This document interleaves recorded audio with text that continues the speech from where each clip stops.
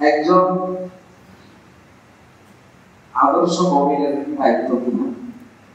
একজন আদর্শবান মুমিন এর পরিচয় হলো, বৈশিষ্ট্য হলো সে দায়িত্ববান হওয়া, দায়িত্বশীল, দায়িত্ব আদায় করা। এটা হচ্ছে একজন ইমানদারের একটি অন্যতম একটি বৈশিষ্ট্য।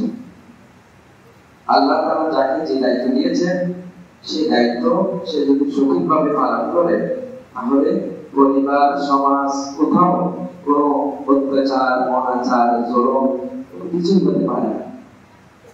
আজকের সমাজে আমরা যে অনাচার, অবিচার আমরা দেখতে পাচ্ছি, যে হানাহানি, মারামারি, পরিবার, সমাজ, রাষ্ট্র সবকিছুর মূল কারণ কি? যাকে যে দায়িত্ব দেওয়া হয়েছে সেই দায়িত্বের ব্যাপারে সে অবহেলা করতেছে।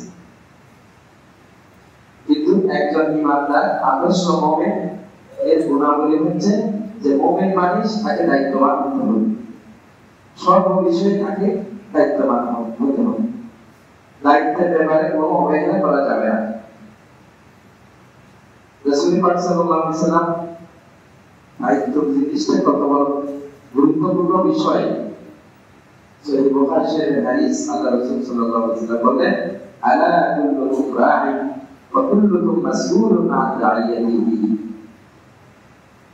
হে আমার উম্মতেরা, জেনে রেখো, খুব মনোযোগ সহকারে শোনো। আলা আরবি ভাষার হরফে তাফরীক বলা হয়। এই আলা শব্দটা ব্যবহার করা হয় মানুষকে মনোযোগ আকর্ষণ করার জন্য। যে আমার উম্মত, তোমরা জেনে রেখো, কুল্লুকুম রাঈন, প্রত্যেকে তোমাদের প্রত্যেকে দায়িত্বশীল, ওয়া কুল্লুকুম মাসউলুন আন রাইয়াতিহি, এবং শুধু দায়িত্বশীল না, বরং প্রত্যেকের দায়িত্ব সম্পর্কে তাকে জিজ্ঞাসা করা হবে। আপনি বাবা হিসেবে সন্তানের দায়িত্ব পালন করেছেন কিনা, আপনাকে জিজ্ঞাসাবাদ করা হবে। আপনি স্বামী হিসেবে স্ত্রীর হক আদায় করেছেন কিনা, এটা সম্পর্কে আপনাকে আমাকে জিজ্ঞাসাবাদ করা হবে। আপনি স্ত্রী, আপনার স্বামীর হক আদায় করেছেন কিনা, আপনাকে জিজ্ঞাসাবাদ করা হবে। আপনি প্রেসিডেন্ট, আপনি আপনার প্রজাদের ব্যাপারে দায়িত্ব আদায় করেছেন কিনা, এই ব্যাপারে আপনাকে জিজ্ঞাসাবাদ করা হবে। বাংলাদেশের 18 কোটি মানুষ, এই 18 কোটি মানুষের যিনি অভিভাবক, যিনি রাষ্ট্রপ্রধানের দায়িত্বশীল, 18 কোটির প্রত্যেকের পক্ষ থেকে তাকে প্রভাব দিয়ে করতে হবে কি আমাদের বাইরে। প্রধানমন্ত্রী হওয়া সহজ কোনো বিষয় না। আমরা তো এটাকে মনে করি মাত্রাবাদ। 18 কোটি মানুষের জবাব দিয়ে করতে হবে। সঠিকভাবে বিদ্যুৎ দিয়েছে কিনা, সঠিকভাবে পানি দিয়েছে কিনা, জনগণের মৌলিক অধিকারগুলো সে আদায় করেছে কিনা, এই ব্যাপারে প্রত্যেকটা পুঙ্খানুপুঙ্খানু তাকে জবাব দিয়ে করতে হবে। আলা কুল্লুকুম রাঈন ওয়া কুল্লুকুম মাসউলুন আন রাইয়াতিহি। একজন কমিশনার, তাকে সে দায়িত্বশীল। একজন চেয়ারম্যান দায়িত্বশীল। একজন ইমাম খতিব দায়িত্বশীল। যে পদের মধ্যে তিনি প্রতিষ্ঠিত, সেই পদ সম্পর্কে তাকে জবাব দিয়ে করতে হবে। মুসলমান মানে, মুমিন মানে তাকে দায়িত্ববান হতে হবে এবং দায়িত্বের ব্যাপারে কোনো অবহেলা, অলসতা প্রদর্শন করা যাবে না। আল্লাহ তাআলা আমাদেরকে যে দায়িত্ব দিয়েছেন, দায়িত্বটা বিভাগে বিভক্ত।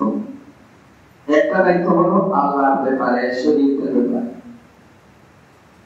এই শরীয়তের ব্যাপারে কতগুলো দায়িত্ব আমাদেরকে দিয়েছেন। মাসুদের নামাজ, রমজান শরীফের রোজা, সম্প্রসারণ মানুষের উপর যাকাত, এরকম আর কিছু দায়িত্ব আছে পারস্পরিক, মানুষের প্রতি দায়িত্ব। স্বামীর প্রতি স্ত্রীর দায়িত্ব, স্ত্রীর প্রতি স্বামীর দায়িত্ব। আপনার পাশে যিনি বসছেন ওনার প্রতি আপনার কি দায়িত্ব? গাড়িতে একসাথে যাচ্ছেন, সিটের মধ্যে দুজন মানুষ বসছে, ওখানে দায়িত্ব আছে। তোমার পাশে যিনি বসছেন তার প্রতি তোমাকে সদাচরণ করতে হবে। তো প্রথম যে আল্লাহ সম্পর্কে দায়িত্ব, আল্লাহ সম্পর্কে দায়িত্ব হচ্ছে, এক নম্বর দায়িত্ব হচ্ছে আল্লাহর প্রতি ঈমান, আল্লাহকে যথাযথভাবে বিশ্বাস করা, আল্লাহর উপর ঈমান আনা, আল্লাহর রাসূলের উপর ঈমান আনা। আমানতু বিল্লাহি ওয়া মালাইকাতিহি ওয়া কুতুবিহি উপস্থিতি, এটা বিশাল একটা দায়িত্ব। এবং শরীয়ত, আখিরাত, পরকালের বিষয়ে যত বিষয় আছে সবগুলোর ব্যাপারে আমাদেরকে দায়িত্বশীল ভূমিকা পালন করতে হবে। এবং দায়িত্ব যদি যথাযথ আদায় না করি, আমাদের ময়দানে আমাদেরকে জিজ্ঞাসাবাদ করা হবে। রাষ্ট্রের যারা দায়িত্বশীল তারা যদি সঠিকভাবে দায়িত্ব পালন না করে, তখন জনগণ কষ্ট পায়, বিদ্যুতে কষ্ট পায়, গ্যাসে কষ্ট পায়, মৌলিক চাহিদা, অন্ন, বস্ত্র, বাসস্থান ইত্যাদি এগুলোর মধ্যে জনগণ কষ্ট পায়। কারণ কি? দায়িত্ব অবহেলা। এটা যদি আজকে রাষ্ট্রের মধ্যে কোনো জিজ্ঞাসাবাদ নাই, আইন আদালত নাই, এই জন্য যে যা ইচ্ছা তা করতে পারে। কিন্তু কিয়ামতের ময়দানে আল্লাহ তাআলা প্রত্যেক মানুষকে অলাই ঘন্টায় হিসাব দিতে হবে, জবাবদিহি করতে হবে, জবাবদিহিতা আছে। এদেশের আইন আদালত, এদেশের রাষ্ট্র পরিচালনায় জবাবদিহিতা নাই, এই জন্য রাষ্ট্রের দায়িত্বশীলরা কোটি কোটি টাকা দুর্নীতি করে ওই কানাডায় পানি করতে পারে, জবাবদিহিতা নাই। হ্যাঁ, জবাবদিহিতা আছে। ওই মসজিদের মধ্যে 2 টাকা জোতা চুরি করছে, আরে তাকে নিয়ে কি আইন আদালত, বড় ভাই, অথচ কোটি কোটি টাকা মেরে খেতেছে, ওর প্রতি কোনো কি নেই, ওকে আরো সম্মান ফুলের মালা দেয়। আমরা সাধারণ একটা চোখ 50 টাকা 100 টাকা চুরি করছে, ওকে মারার জন্য কত মানুষের হাত। এই জন্য বললাম দায়িত্ব বিষয়ে কত গুরুত্বপূর্ণ বিষয়।